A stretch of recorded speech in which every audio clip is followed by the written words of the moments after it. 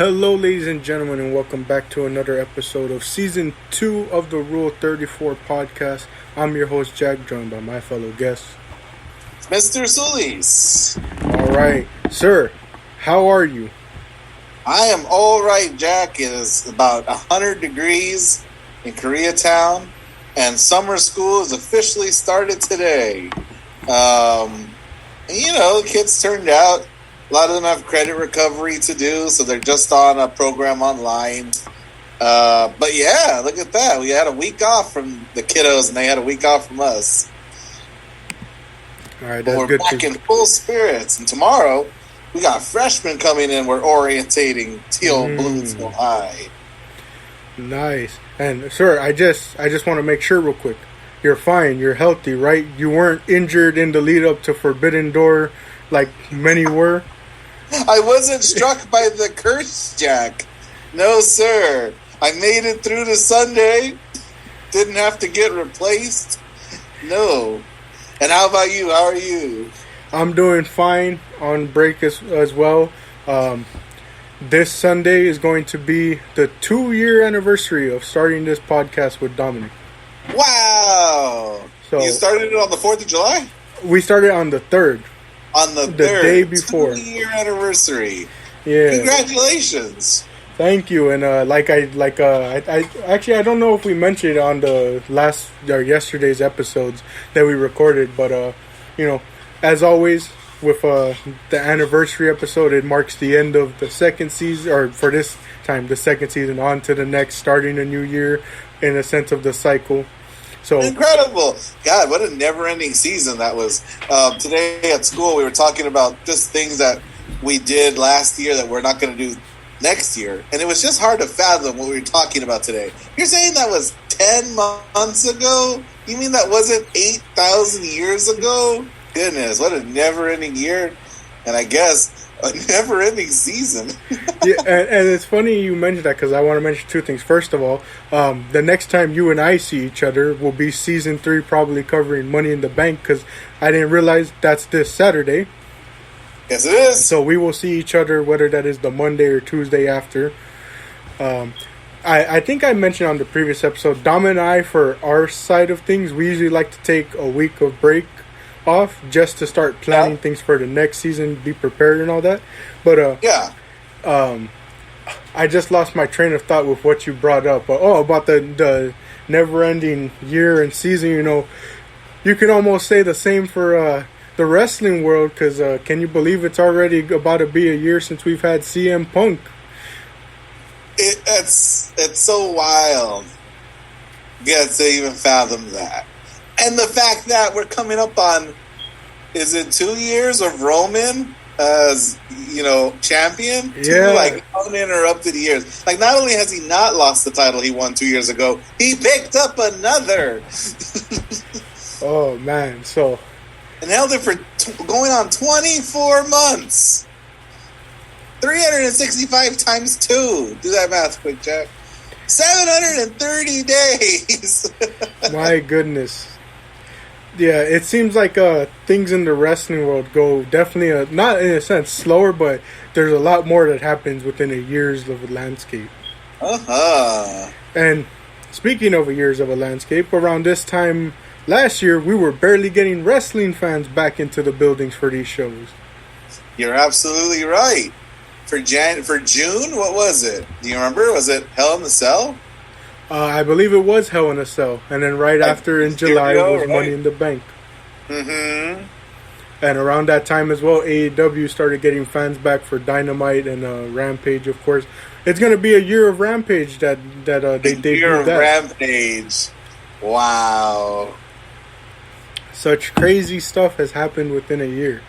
Uh-huh. And even looking back last year, I mean, maybe it seemed a bit more, not necessarily inevitable, but even looking back to where we were at this point in time with AEW last year, I don't think anyone saw a pay-per-view of this magnitude, at least for the near future. No.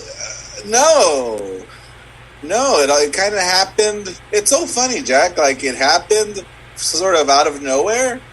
and that happened out of nowhere a very long time ago. And how do you have a show that you had so little build for, but also so much build for? What kind of duality is that? Yeah, that definitely was a main complaint from people, and it's funny because of course, like a lot of the matches, didn't require as big of a build as people make it seem, but there was definitely others that were like, there could have been more, it could have been booked better in a sense. And you know what, like, I found a little, not insulting, yeah, it was insulting, and really frustrating, was how much they were billing this thing as, like, just a night of dream matches, and you're like, honestly, though, they're not. Like, not in the least. And there's actually about a half a dozen people who aren't even going to be on it for, reasons that are out of some people's control, and some definitely in some people's control. And you're like, oh, man, calm down. No one wanted to see some of these matches. Yeah, and it was funny because the previous episode from yesterday, the 2 episodes, I was having Dom rank different wrestlers' attires, with the underlying kind of criteria was, how much would, like, seeing just this person's entrance, if you were to walk, like, in the background and catch it on the TV, like the scenario I gave him was, like, imagine you and I, Dom, are roommates. I'm watching on the TV, you walk by, and I was giving a scenario of, like, who of these entrances could you see, or, like, just their gear alone that would entice you to want to watch?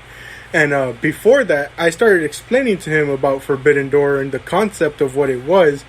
And the concept alone, he was like, I would actually be willing to sit through that and watch that, especially, he was like, maybe on my own, but more so, especially if I knew, like, you were there guiding me through it. He was like, and I asked him about this. I was like, I told him how, a lot of people were kind of like, oh, well, you need to better introduce a lot of these people coming over from New Japan for the audience. And he was like, I would want a middle ground where I want the information so I'm not left clueless as to why a lot of these people are important, but I would at least know, given the context of the occasion, that it's still also important and something to be excited for. So I was like, that's a real interesting, like, outsider perspective to get. Really, it's true. And you know what else I heard? I heard a podcaster compare the Forbidden Door show from Sunday to the crossover event at Wrestle Kingdom weekend. Remember the New Japan versus Noah? Yeah. Like, really, that came and went and no one cared. And they wondered, like, whether Sunday was kind of going to have the same sort of reaction.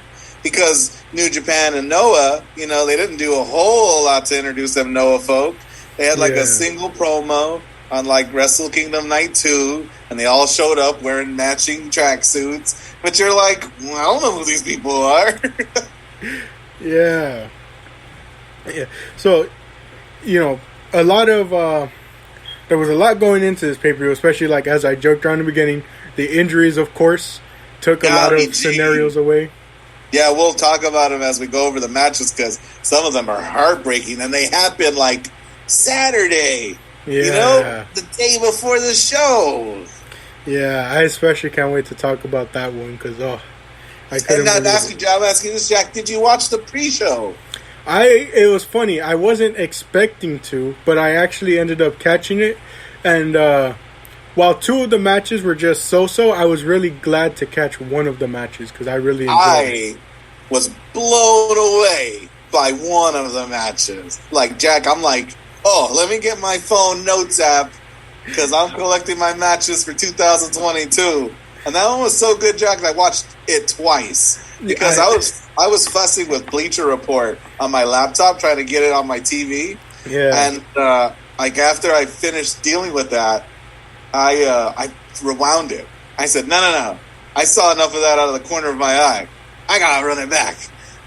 Yeah, I felt the same way. So let's get right into it, sir. So the first match was it was funny when people were going into this. They were kind of expecting like, oh, it's gonna be like how WWE does Survivor Series, brand versus brand, and we had a couple matches like that because you don't want one side to just look like complete losers, But, right. So this was a match that was like announced, I think, like a day before or something. It's the QT Marshall and Aaron Solo versus Hiroki Goto and Yoshihashi from New Japan. Right. In a tag match. And this match we were saying that a lot of these matches don't need build. This one actually has a considerable amount of build because over the last couple of New Japan Strong shows in America, QT Marshall has been running down the LA Dojo, beating those guys in multi-man matches, cutting promos on them that they're garbage and that their dojo's garbage. And who's the head of the LA Dojo but Hiroki Goto himself? Yeah. Sadly, you don't get your wish for Goto beating Tanahashi. He delegated to the curtain jerking match. That's about where he was before his opportunity. Yeah, but the opener for the non-opener for the show, Tangy, because it's the buy-in, the pre-show, but still pretty decent match, but nothing too special in the sense, Nope, I just really into how much Chicago was laying it into QT Marshall. Like, they really don't like that guy, or they have a lot of fun not liking that guy. Yeah, that was real fun to see, too, and it just showed that the crowd was going to be engaged from the start. Yeah. But and Goto and Yoshihashi pick up the babyface win. Yeah, they get the win for New Japan to start it off. And then we move on to a match that is technically AEW versus AEW, but one of those competitors is technically representing a faction from New Japan, so it's technically he's representing New Japan in the match. It's again from the factory, Nick Comoroto taking on Lance Archer, who is a part of Suzuki-gun. I'm glad you have his name because I have him in my notes as the factory guy. I will say I was a bit surprised by how much offense he got in on Archer. Mm-hmm. But they also played up a lot of the fact that they were both like two pretty big dudes and that it was a hard-hitting affair. But Archer picks up the relatively easy win. Yeah, no, I don't think. The guy. What I liked? They had Kevin Kelly on commentary from New Japan Pro Wrestling, and they all bigged up Nick. What's his last name? Comoroto. Nick Comoroto as a potential participant in next year's G1. That's like, wow. It's not just Lance Archer giving this guy the rub. It's the commentary team too. Yeah. And they were especially playing up the fact that he would have fit into I don't think we've gotten a chance to talk about it, the G1 Climax tournament that New Japan holds every year, but they're doing a specialty where they're throwing it back to, I forget what year it was, but it was towards like its beginning ages where they had 4 blocks instead of the 2. They're going to have 4 blocks this year with more competitors, and they were hyping it up, kind of saying like, Nick Comoroto could have easily fit in this block because it had all the big competitors. Big competitors, including Okada, which is funny because like in canon, he is a big competitor. Like on the video game, his rating's like 99 or something. He's perfectly fine amongst Lance Archer and what other big guy they shot out? Jonah? Is he going to be in Group A? I think he is in Group A. Your boy Jonah is going to be in that G1 Climax. Yeah, I was so excited when I saw his name listed. I was like, oh, I can't wait to watch. Yeah. Lance Archer picks up this victory with his blackout. Say again? The blackout. A blackout. Mm-hmm. And he gets a win. And we move on to the third and final match of the... Oh, wait, no, not the final. I forget there's one after. The third buy-in match. Tag team match again. We have Swerve Strickland and Keith Lee facing off against El Desperado and I will try my best not to butcher this name, hopefully, Yoshinobu Kanemaru. Got it. And Jack, it goes without saying, we're going to talk about the fourth match on the buy-in. That buy-in, done compared to this one. This one, Jack, is going on my list. Yeah, this was it was funny for the first 2 matches. I was watching them on my laptop, but then when I saw this matchup, I was like, you know what? Because Marco was working, and so I was like, let me hook it up to the big TV with one of the HDMI cords. And so similar to you, when they were like getting started, I was like, I was fidgeting with the HDMI cord because I couldn't figure out what was the issue and what input to put it on. But when I finally got it, I rewinded it a bit and started watching it, and My goodness, was I blown away from this match. And like what I realized was, I'm like, God, this is so good. You think about like Goto and Yoshihashi. What are their characters? They're just these tough guys, right? Martial artists, maybe. But you got two like legit characters in El Desperado and Kanemaru. Yeah. And Keith Lee does that, like, you know, big man puts his hand up for the test of strength. And he's like, let's go, little man. And what does Kanemaru do? He stands on the second turnbuckle and says, I got you. Oh, so good. Yeah, and then there's also they added like little story bit from way back when CM Punk relinquishes that AEW or he doesn't relinquish, but they announced they're gonna have to hold an interim tournament. When they had that battle royal, Swerve Strickland eliminated his tag partner Keith Lee in that match, and so there's this whole thing of, oh well, is there tension? Are they understanding that it was every man for himself? And so they've been building this tension of like, are they gonna break up in here? And you can see that at some points where like Keith, like a good one, when Keith Lee was when they were really going in on his leg, you hear Swerve calling for the tag, and you hear him say, "Come on, just trust me with this." Yeah. Oh, that was good. That was good. Yeah. No, all the leg stuff was just great throughout the match. How about El Desperado locking in numero dos, like not only immediately but multiple times? He's like spamming his finisher, like he's like, "This is the biggest stage I've ever wrestled on. I'm gonna hurt you." Oh. Yeah, and then of course, adding to that story, they were trying to do a tag team offense, and when I think it was Desperado or it might have been Kanemaru, I forget which one it was, they move out the way and Swerve hit Lee in the leg, which caused the entire match to be built around them working Keith Lee's leg. Keith Lee was selling like a beast. Yeah, and then I have to mention it because it was just one of the smoothest transitions from spot to spot where Swerve jumps off of Keith Lee's back, kicks Kanemaru.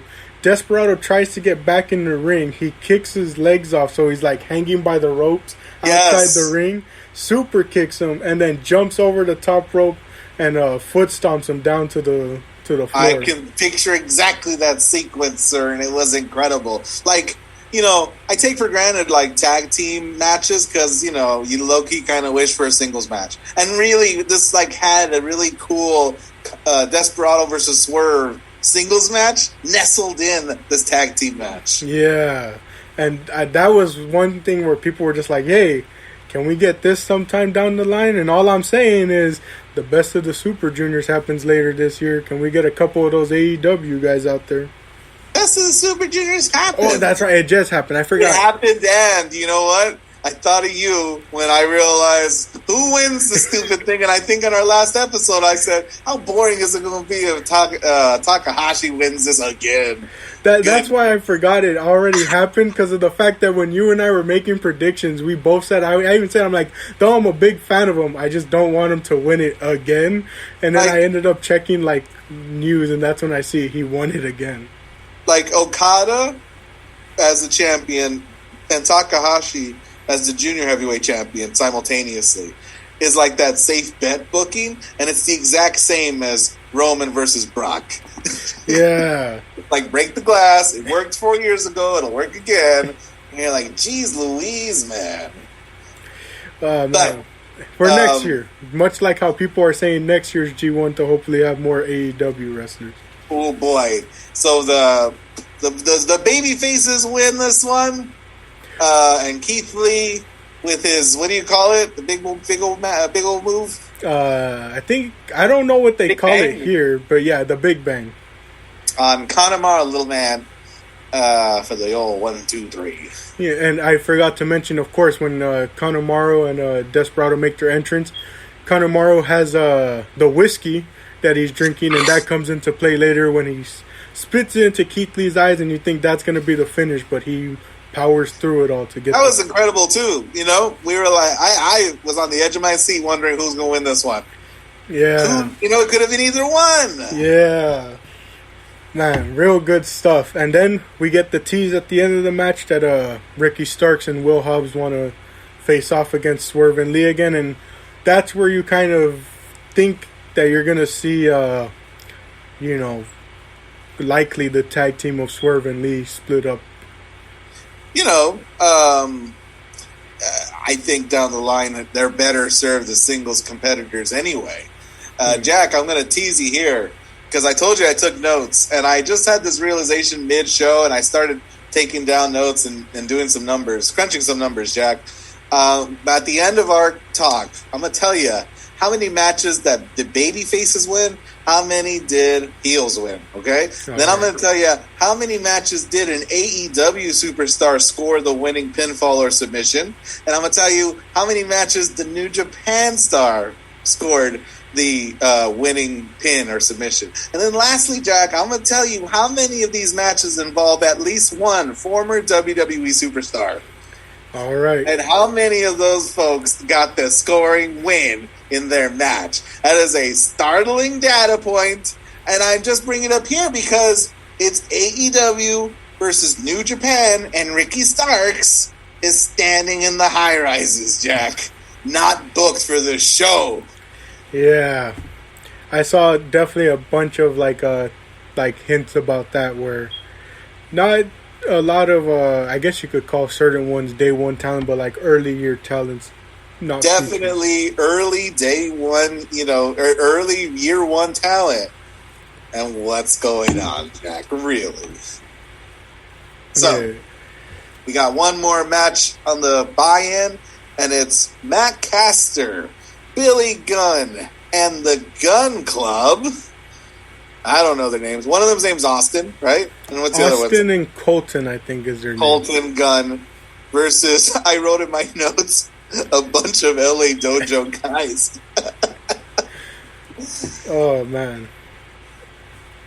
This was another one of those matches where, like you kind of said, there were certain matches where it was just, there was no build and there wasn't really much to be, I guess you could say, interested, other than the fact that, this is like one of those matches where they just want to get people on the card.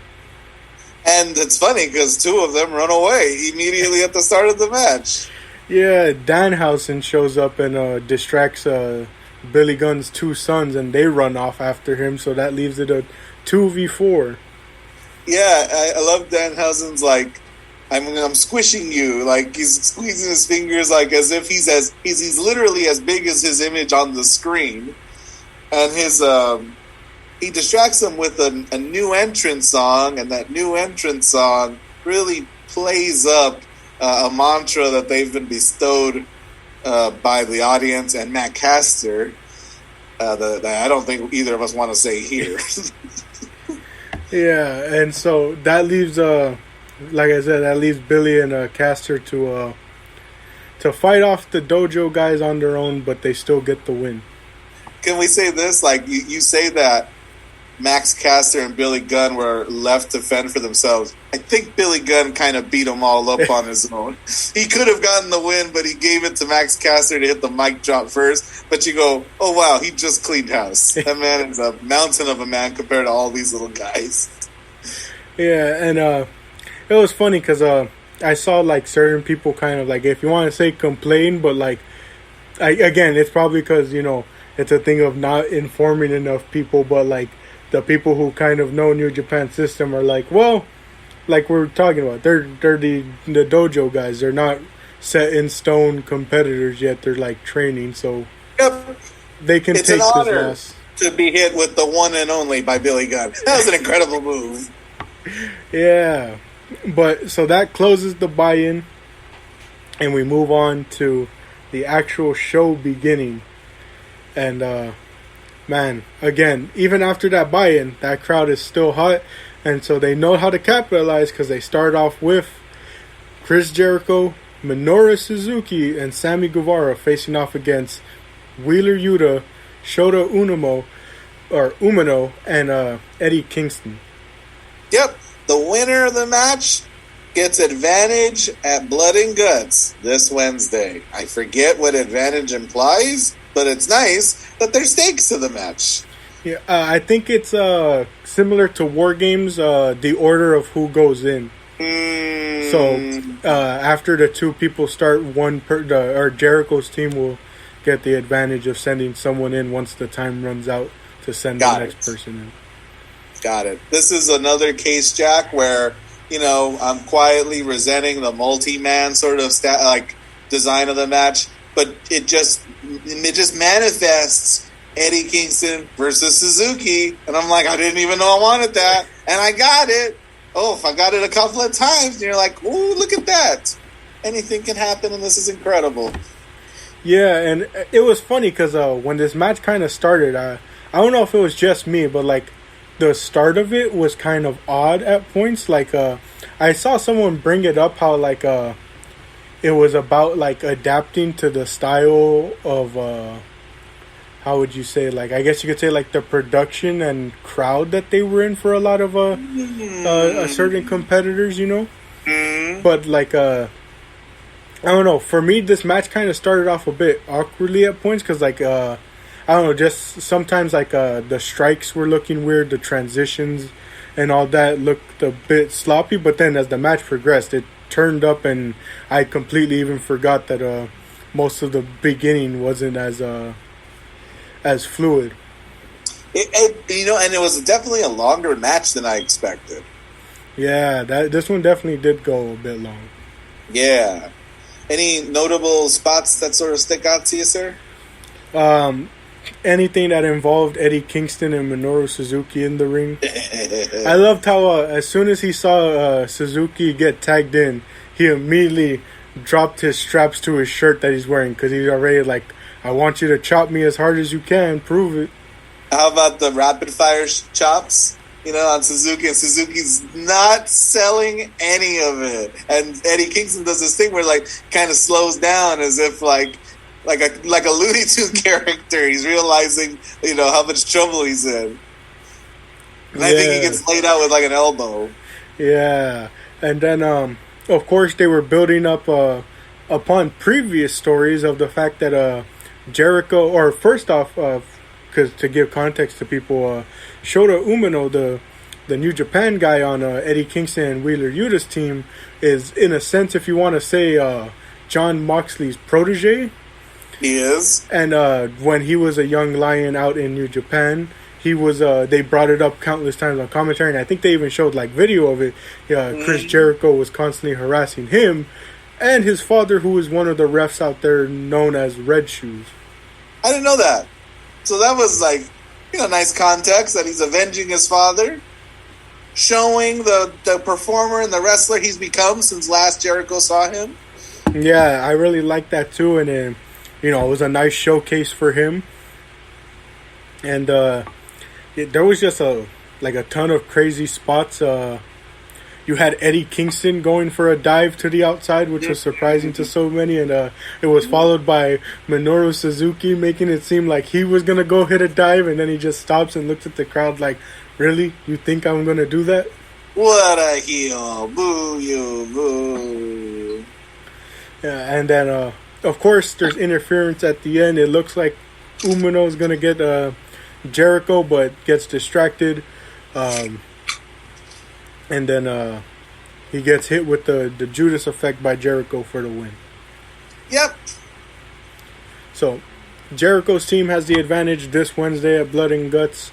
They get the win. Really good match. Like I said, went definitely a bit long, but it was really good. Mm-hmm. But we move on to the next match, which is a triple threat. It's winner take all, but technically one set of titles isn't on the line because of companies' connections. But it's the Ring of Honor tag champs, FTR, going against Jeff Cobb and Great O'Khan, the New Japan IWGP Tag Team Champions, and Trent Beretta and Rocky Romero, Roppongi Vice, for the two titles in a triple threat. Right. 6 men, 2 titles, 1 match. When it looks like we're doing it, Jack, they kind of, wrestling in general kind of fudges how this match is done.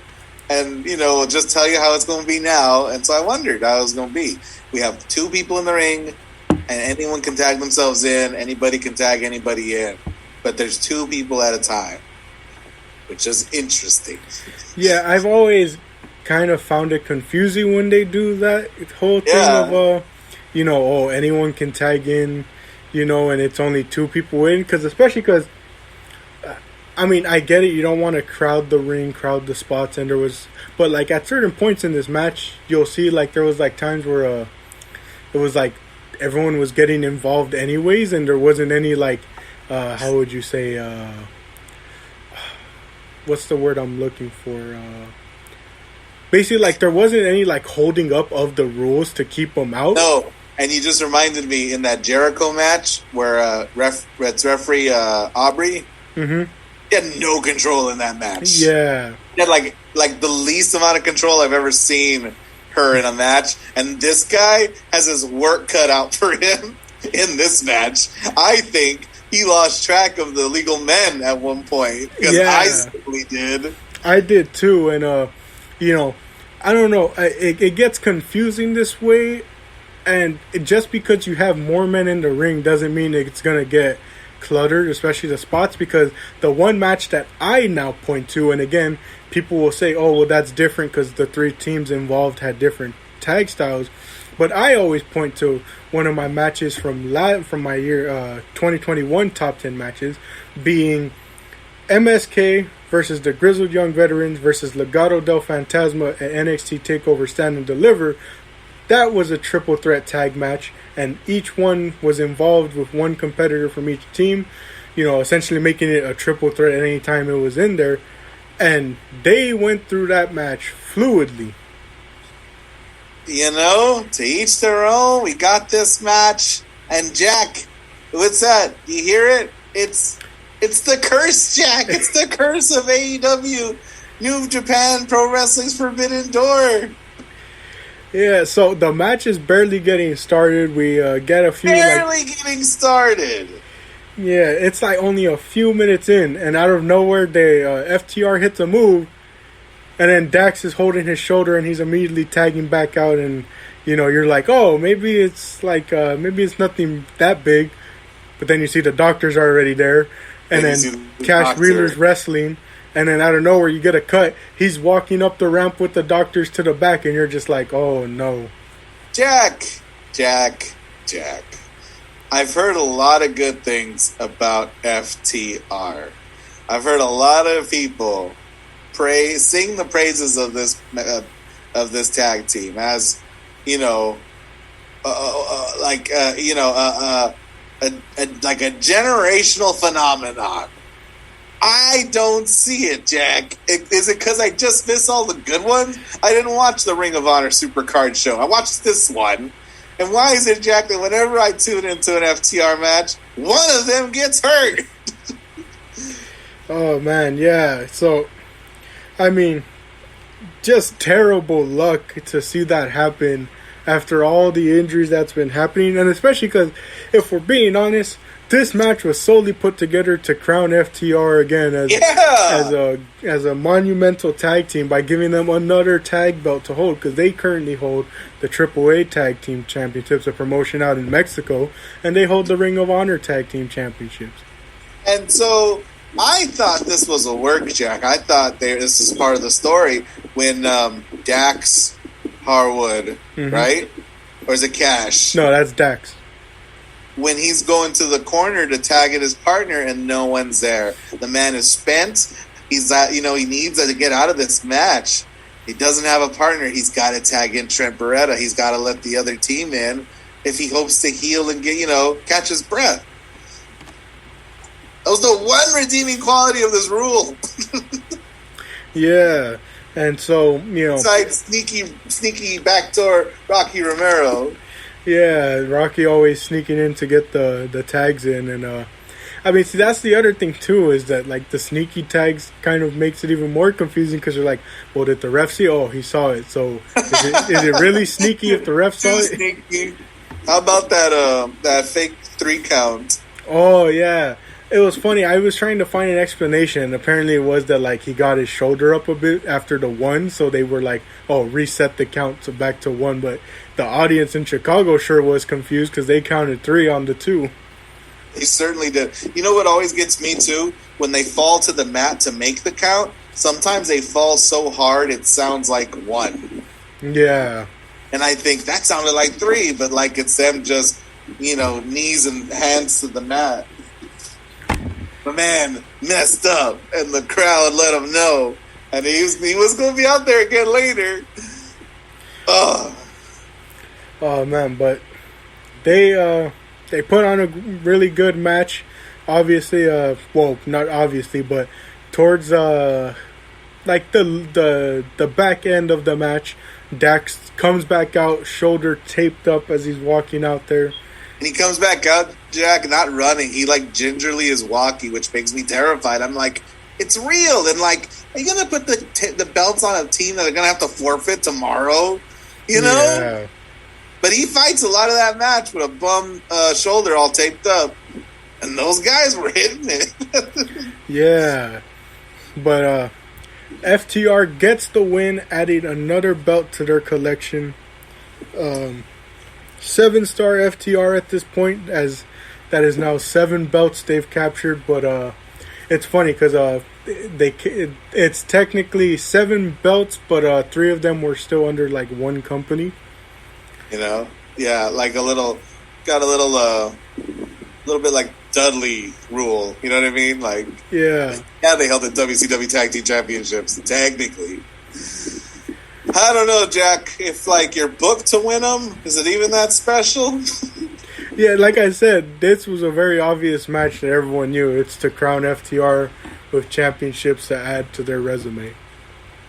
Well, kudos to them. But we move on to a fatal 4-way to crown a new championship. WWE's pulled a Jim Ross right there. Oh boy, who was missing for most of the night. I don't think he's made it yet to the show. Yeah, I think at this point he hadn't. In the previous match, they brought former ROH commentator Caprice Coleman to commentate. Right, yes, I heard his voice. The ROH tag match. But AEW's All-Atlantic Championship, a new belt that was introduced. When was it introduced? I'm trying to remember. A couple of weeks ago. Yeah, it was. I think it was on Dynamite. I think it was. Mm-hmm. So they introduced that new title. They had a like mini tournament. It feels very intercontinental. Yeah, it's essentially another mid-card belt. It's not like a world title. It's another mid-card belt because they realize, man, there's so many of these guys out here that either aren't doing anything or they're doing such great work, but they need a title to make it matter.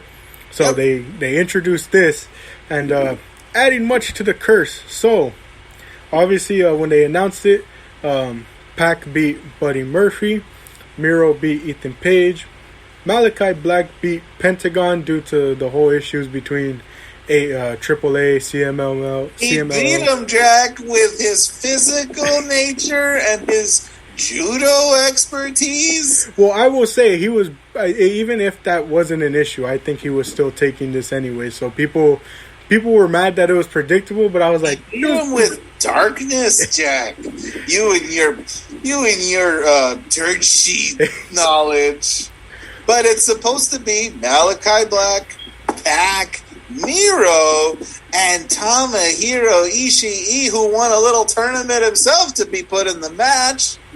Yeah, only for, what was it, like a day or two before it gets announced, Tomohiro Ishii's got a knee injury, and so they're inputting the runner-up, Clark Connors, who lost to Ishii in the finals of that mini tournament to qualify for this. He's being put into the match. Goodness gracious, Jack. If there was ever a wish, like a wish order meme, it was, this is what I ordered, this is what I got. I hate Clark Connors. You want to know why? Why? I went to New Japan Strong Resurgence. Was that the name of the one by USC? I think so.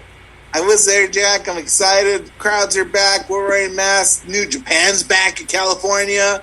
And these two guys sitting next to me, they look like investors, you know what I mean? Just like they were dressed way too professionally for a wrestling show, and they were all about Clark Connors. They're like, look at this guy. He's going to be big. and he had this super annoying whistle, like he was calling a dog in like Culver City, and I was just like, oh, I wanted to lean over and tell him, hey man, you want to get Clark Connors over? Shut up. So all I think about when I see him are those two guys who wouldn't stop talking about him, like they were investing in a track horse.